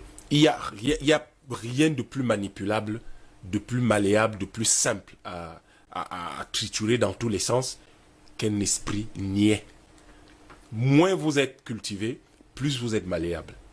Et vous remarquerez que la première chose la première recommandation du FMI et de la Banque mondiale à la fin des années 80, au milieu des années 80, dans le cadre du programme d'ajustement structurel, oui, c'était de dégrader, de financer moins le système éducatif dans les pays africains et de dégrader totalement la transmission, la production, la conservation et l'assimilation des savoirs. Pourquoi? Mais parce qu'il y avait un projet, celui dans lequel les gens se sont complus, santé pour tous en l'an 2000, mais également un certain nombre, le 21e siècle qui arrivait, qui serait un nouveau siècle des Lumières. L'Occident n'avait qu'un seul objectif, c'est de contrôler l'Afrique. Donc, si vous dégradez la qualité de l'éducation, vous dégradez tout de suite, vous rendez tous ces gens-là facilement malléables. Souvenez-vous du discours de Léopold. Souvenez-vous du Code noir. Oui. Toutes ces choses-là disent la même chose. Hein. Les gens répètent la même chose contre vous depuis des siècles, mais les gens font ici chez nous comme s'ils ne comprennent pas, comme s'ils ne savent pas de quoi on parle. Parfois, on ne lit pas aussi. Ben, écoutez, ils ne lisent pas, ils regardent au moins la télé. Mais vous dites ça depuis combien d'années? Depuis 10 ans. C'est plus 10 ans que ça, Alors, je le dis, depuis mais 10 ans, personne vous le n'écoute. répétez aux gens. Là, vous ne leur demandez pas de lire, vous leur demandez de regarder la télé, qu'ils aiment bien. C'est tout. Vous êtes dans un projet immense qui a pour but de vous transformer en idiots, de vous transformer en des personnes qui n'ont aucune connaissance. Parce que de toutes les manières, on va venir vous dire, oui, mais vous avez en Afrique un certain nombre de personnes qui dirigent vos pays. Et le FMI va venir discuter avec ces personnes pour évaluer votre programme économique. Mais le FMI, c'est qui? C'est votre ministère du contrôle supérieur de l'État? C'est votre contrôle de gestion? C'est qui? Pour qu'ils viennent s'immiscer jusque dans la programmation de... C'est-à-dire qu'il faut qu'on construise un hôpital à tel endroit, il y a nos compatriotes qui n'ont pas de route à tel endroit. C'est le FMI qui doit venir vous dire ça. C'est parce que en réalité, vous avez en face des personnes incapables de s'élever jusqu'à un certain niveau. C'est peut-être un peu dur ce que je dis, mais c'est la vérité. Malheureusement la C'est la vérité. vérité. C'est la C'est-à-dire vérité. que vous n'arrivez pas à comprendre que on réunisse 14 ou 15 ministres des Finances face à un ministre des Finances d'un autre pays, et on va leur dire, bon, la monnaie là, voilà comment on va faire. Mais qu'est-ce que ce type sait des problèmes que la dame qui est au carrefour de Bonaloka ici, qu'est-ce qu'il en sait? Il connaît les problèmes de cette dame.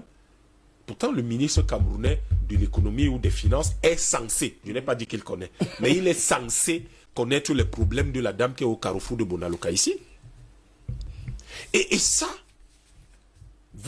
quand vous regardez derrière, il y a deux images que voudrais vous présenter pour mieux illustrer ce que je dis. Oui. Pendant la guerre d'indépendance au Cameroun, même comme les gens vous diront qu'il n'y a jamais eu de guerre d'indépendance, voilà exactement le genre de choses qu'on va faire accepter aux gens. Parce que si vous dites que vous avez fait la guerre pour vous libérer, même si vous avez été battu, ça veut dire que vous êtes courageux. Gratuitement. Oui, ça veut dire que vous êtes courageux et vous avez une certaine idée de vous-même, une certaine fierté, et que vous êtes Ça vous valorise. oui, ça vous valorise. Et vous pouvez donc essayer à nouveau et vous allez un jour finir par vous libérer. Vous êtes donc réfractaire à la domination et à la mise en esclavage. Mais on va vous dire non, vous n'avez jamais eu ce genre de choses, on ne vous en parle pas.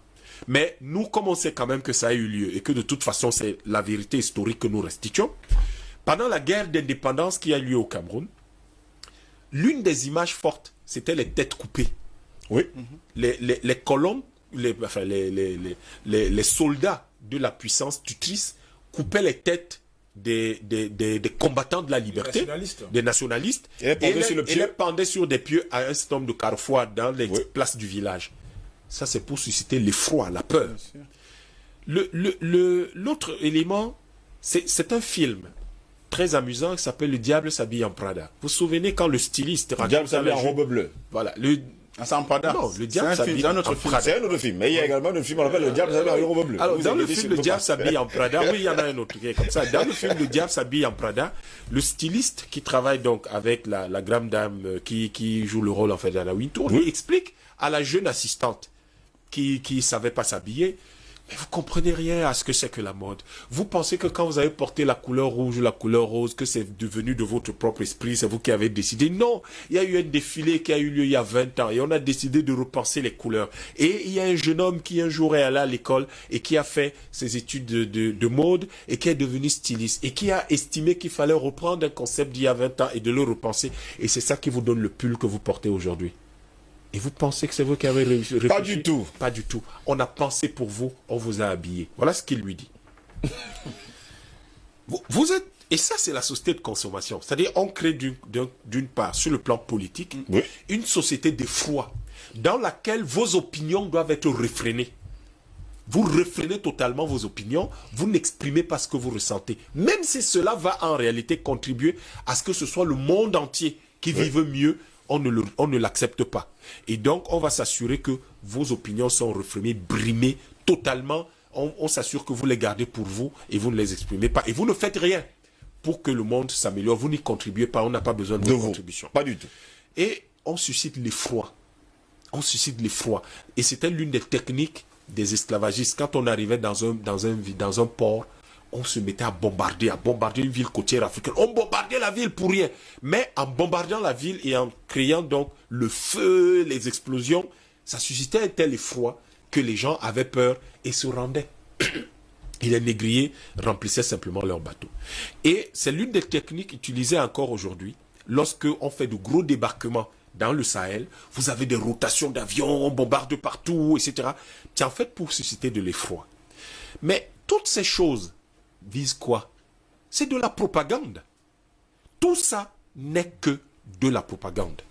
Et cette propagande se fonde sur un certain nombre de principes. Par exemple, on ne vous dit pas quels sont les vrais intérêts. Quand les négriers venaient bombarder, vous ne disiez pas qu'ils venaient chercher les esclaves. Ils venaient bombarder, ils étaient en exploration, ils faisaient un certain nombre de choses, et après, on ramassait des esclaves. Mais le fond du problème, c'était en réalité comment développer l'Europe. Et vous avez aujourd'hui toutes ces personnes avec les têtes qui avaient des pieux, on suscitait cet effroi. On vous disait que c'était les combattants de l'UPC qu'il fallait combattre, que ces gens-là étaient violents, etc. C'était des maquisards. On leur a même donné le nom des assassins, etc. Des rebelles, là. Oui. Non, on les appelait jamais rebelles, on les appelait maquisards. Parce que la différence entre un rebelle et un maquisard, c'est que le rebelle, c'est quelqu'un qui, justement, s'est rebellé contre quelque chose, oui. C'est quelqu'un qui a des opinions politiques. Le maquisard, mais c'est un bandit, un grand chemin. Même pas barbare, même à la limite, ça donne l'idée que ça peut renvoyer au barbare allemand, c'est-à-dire au barbare viking, donc qui était fort. Non, le maquisard, c'est le bandit de grand chemin.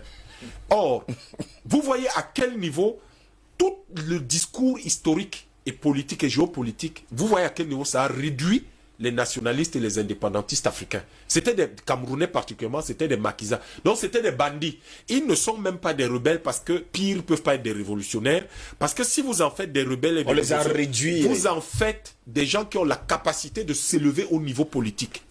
Et Achille Mbembe fait bien de dire que Oumyobé restaurait, redonnait par sa pensée politique, celle de ses camarades, et par l'UPC, il restituait aux Africains le statut de peuple. Il redonnait aux Camerounais le statut de peuple. Donc, on nous donnait la capacité de nous élever à nouveau au niveau politique. Or, le niveau politique, c'est le niveau de la conscience, le niveau de la théorisation, au niveau des concepts. Donc, le niveau où vous revendiquez la liberté, parce que vous savez ce que c'est que la liberté. Mais on dit que vous n'êtes pas ça. Vous êtes des maquisards, vous êtes des bandits. Un bandit fait quoi? Un bandit vole pour manger.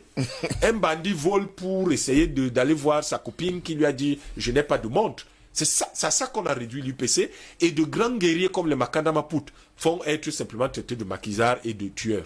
Donc, faites attention à tout ce qui appelle les autres des tueurs. Donc, en réalité, vous êtes dans une situation où, en fait, les gens ont pensé le monde d'une certaine façon, et ils vont utiliser donc les trois éléments dont vous parlez, en réalité, comme c'est des outils. Oui. On vous cache les intérêts qu'on poursuit, on vous distrait du vrai combat. C'est pour ça que les Camerounais, pour la plupart à cette époque, il y avait des bourses faciles. On va dire non, allez, il y a des bourses d'études, il y a ceci, et on recrutait facilement les gens dans la fonction publique, qui est pléthorique. On le fait encore aujourd'hui par des recrutements spéciaux quand la situation politique, sociopolitique devient explosive. On va recruter 25 000, on va recruter 15 000, 1500, etc. Alors que le fond du problème, c'est pas ça. Le fond du problème, c'est qu'il faut pérenniser un système. Et on va toujours diaboliser celui qui est en face. Pourquoi on diabolise l'UPC alors que l'UPC demandait une seule chose, de respecter les accords de tutelle de 46? Les puissances tutrices devaient partir du Cameroun en 56. Pourquoi elles sont restées? Et aujourd'hui, elles ont créé un faux problème qu'on appelle la crise du Nord-Ouest et du Sud-Ouest. Si elles étaient parties en 56, le Cameroun était devenu indépendant, on n'aurait jamais eu ces problèmes aujourd'hui. Donc, les gens manipulent l'histoire selon leurs intérêts, oui, et ils le font dans le but de maintenir un certain contrôle de l'humanité. Et ce contrôle de l'humanité passe par un certain nombre d'idées qui sont distillées à longueur de journée à travers un certain nombre de supports dont les plus importants sont, si vous voulez, les instruments de socialisation. L'école, les médias, la famille même, la religion. Karl Marx disait que la religion est l'opium du peuple. Oui. Mais pourquoi il parlait d'opium? Mais l'opium, c'est quoi? C'est une drogue. Et cette drogue-là, l'opium c'est une drogue qui fait de vous une personne malléable. La religion est l'opium du peuple. Donc vous consommez de la religion et vous devenez quelqu'un de malléable. On vous manipule comme on veut. Et ça permet d'en faire des personnes corvéables à merci. ce que les gens cherchent à travers la peur, Oui. à travers la distraction, on va s'assurer que vous ayez tellement de distractions à travers le pays que vous n'avez même plus le temps de réfléchir, il y a quelque chose à faire. Sur les vrais sujets. Les vrais sujets sont ardus. Ils sont ardus. Et les vrais sujets demandent une sorte d'ascétisme. Sauf que si vous cassez donc la tendance à l'ascétisme, ce qui va se produire, c'est que vous avez des gens corvéables. Souvenez-vous d'un certain nombre de discours qui sont sur Internet, où on vous dit, par exemple, en ce qui concerne spécifiquement les Africains, donnez-leur de la danse, donnez-leur à manger, et assurez-vous qu'ils mangent beaucoup de sucre. C'est le plus grand addictif qu'on puisse avoir. C'est pour ça que de plus en plus, ce que nous mangeons a du sucre tout le temps. Si vous mangez beaucoup de sucre, vous êtes facilement manipulable. Ça, on ne le sait pas, mais c'est ça la vérité. Et donc, on va demander aux gens de consommer énormément de sucre sans tenir compte du fait que ça provoque des cancers. C'est ça la cause principale des cancers. Donc, vous allez avoir une alimentation qui contient essentiellement du sucre ou beaucoup de sucre. Et vous allez avoir beaucoup de discours qui vont renvoyer subtilement au sexe. Chaque fois que, parce que l'énergie la plus importante dans l'univers, c'est l'énergie sexuelle. En tout cas, pour l'humanité, c'est l'énergie sexuelle. Donc, les discours seront essentiellement liés au sexe. Les femmes sont belles, les femmes sont ceci, les femmes sont cela, les hommes sont comme ça. On va vous parler essentiellement de ça. Donc, des gens qui consomment énormément de sucre, qui ont des discours, qui entendent tout le temps des discours qui sont liés au sexe, ce sont des personnes corvéables à merci, ce sont des personnes manipulables. Et donc, vous coupez dans cette société la capacité de réflexion. Pour restaurer cela, pour que nous puissions libérer les masses aujourd'hui, vous voyez que ce ne sera pas seulement un problème de discours. Ça va être également comment nous alimentons nos peuples. Mais les gens ne le savent pas, mais il y a des peuples dans lesquels on ne consomme pas du lait de vache. Il y a des peuples dans lesquels le sucre, il y a des pays dans lesquels le sucre, la consommation de sucre est fortement réglementée. Pour quelles raisons tout cela est fait? Mais tout cela est fait parce que certains peuples ont senti le danger. Ont senti ce danger-là.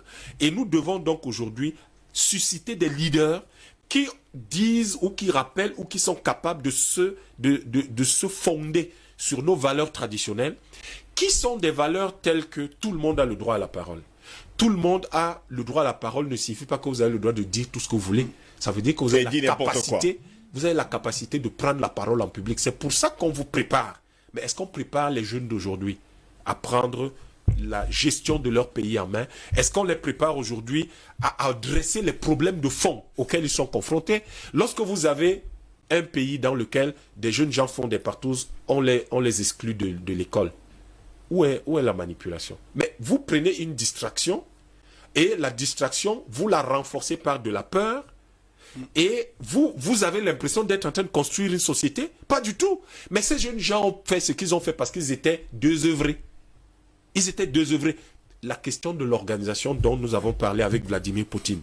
Vous devez avoir du temps. Si ces jeunes gens savaient que je suis à l'école de telle heure à telle heure, et quand je ne suis pas à l'école, je suis à la bibliothèque. Quand je ne suis pas à la bibliothèque, je suis dans un terrain de sport. Quand je ne suis pas dans un terrain de sport, je suis à la maison en train d'aider mes parents. Du temps dédié pour chaque chose. Ils ne se retrouveraient pas à faire quelque chose qui ne peut pas être prévu dans l'emploi du temps d'un adolescent.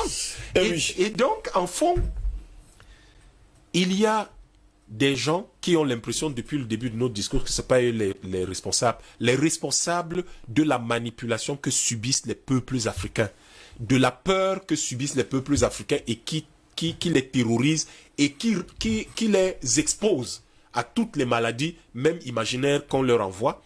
Les personnes responsables de tous les mensonges qu'on gobe. Évidemment, la société occidentale est fondée sur un noble mensonge décliné par Platon depuis dans la République et qui a été repris par les penseurs chrétiens, catholiques et qui aujourd'hui, sur laquelle est fondée toute la politique et toute la vision sociale de l'Europe. Et donc, ces mensonges-là, il faudrait bien que nous ayons des gens qui puissent y dire non. Et naturellement, quand on parlait de distraction, c'est de comment nous pouvons organiser notre société. Les responsables de tout cela. Ce qui, si jamais nous continuons à le subir, il est 9h22. Si à 9h23, nous continuons à les subir, c'est nos dirigeants politiques. C'est Merci. eux les responsables et c'est la politique qui doit organiser, structurer tout ça pour que les masses se libèrent. Mais si les responsables ne le font pas, le peuple va prendre ses responsabilités forcément à un moment donné lorsque des émissions comme celle-ci seront également répétées. Parce que autant pour que le mensonge passe, il faut de la répétition. Je crois que c'est pour il parler de Goebbels.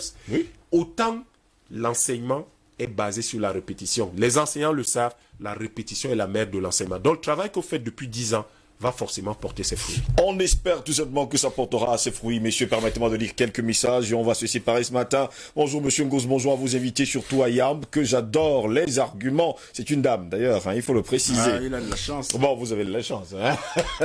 Qu'est-ce que vous voulez? Bonsoir DBS et salutations fraternelles à tous et vraiment bravo pour le très haut niveau de cette émission. La thématique est brillamment choisie et non moins brillamment analysée. Bravo encore, très belle fin de semaine à ceux qui sont à Yaoundé demain. N'oubliez pas les universités panafricaines, 3e édition, c'est quoi mais ce n'est pas demain. C'est le 27. à Yaoundé. Vous êtes déjà pressé? Il est impatient. C'est quoi mais qui nous écrit? Bonjour Monsieur Singos et à tous les prestigieux invités éternisés de la matinale. C'est trop de gentillesse qui nous tue. Les Africains, on nous vole et nous traite comme des esclaves chez nous. Matin, midi et soir et on observe sans rien faire du tout. Je suis très sidéré ce matin, mon frère Ngos. J'ai des frères qui travaillent dans une société chinoise à Yaoundé et à Idéa. Je vous jure, c'est le femme-là. Il travaille de 6h à 18h et c'est de lundi à dimanche. Quand ils boudent les Chinois, les frappent et les disent qu'ils sont amis avec le président Paul Biya. Expliquez-moi mes frères, comme qui travaillait dans ces sociétés-là. C'est encore normal ça? C'est très grave, monsieur Steve Goss. C'était Robert Godin, militant du NMP. Excellente journée à vous, sous l'abri du Très-Haut. Merci également à vous, hein. Précision faite. Le nom de la société. Je connais la société. Elle est du côté du pont de la Dibamba. Faut également le préciser. J'avais demandé à plusieurs de ces gars de venir sur le plateau. Ils ont refusé, ils sont rentrés travailler. Non, on ira vers eux. D'accord. Allez savoir. Bonjour Didier ce matin, c'est avec un grand plaisir pour moi de me faire enseigner au travers vos apports de lavage du cerveau, car surtout nous Africains, nous sommes trop manipulés. D'abord par ailleurs, Rodrigue depuis le Mali. Bonne émission à vous. Merci également à vous qui nous regardez depuis le Mali.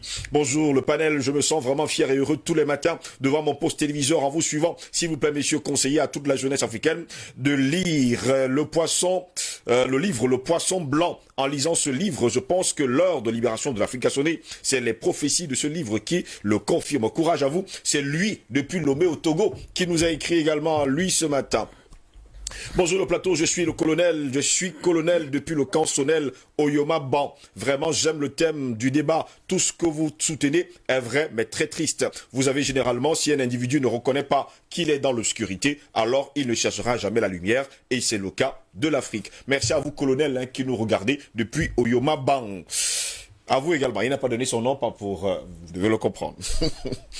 Bonjour Steve de la télévision DBS. En vérité, il faut dire la vérité au peuple et surtout le continent d'Afrique. Écoutez et continuez à travailler. Merci également à vous. On va continuer à dire la vérité. Bonjour Steve Ngos ainsi qu'au panel. Merci pour ce thème qui réjouit et qui rejoint tous les autres déjà débattus et à venir. La manipulation est vraiment pernicieuse et surtout la religion occidentale utilisée par les colons et néocolons pour nous soumettre et prouver que Dieu et Jésus sont blancs comme eux et que nous sommes le peuple maudit.